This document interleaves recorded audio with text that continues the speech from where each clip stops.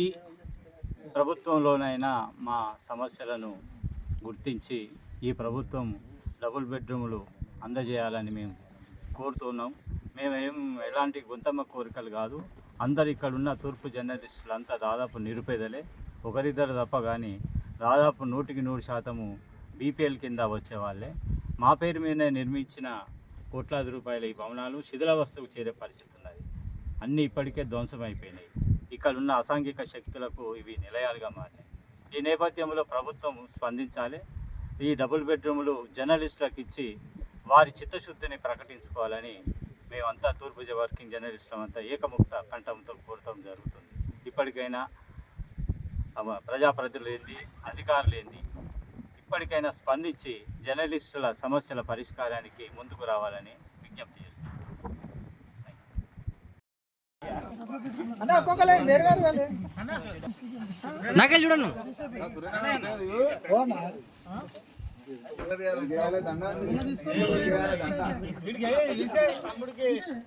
అన్నయ్య చూడండి.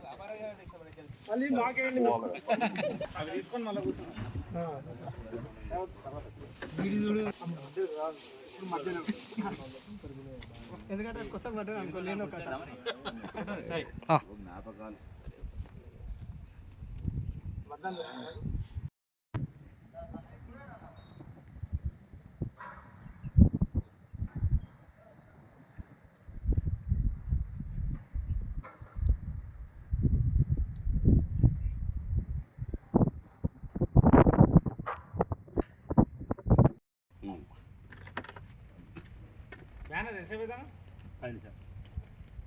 చెప్పినది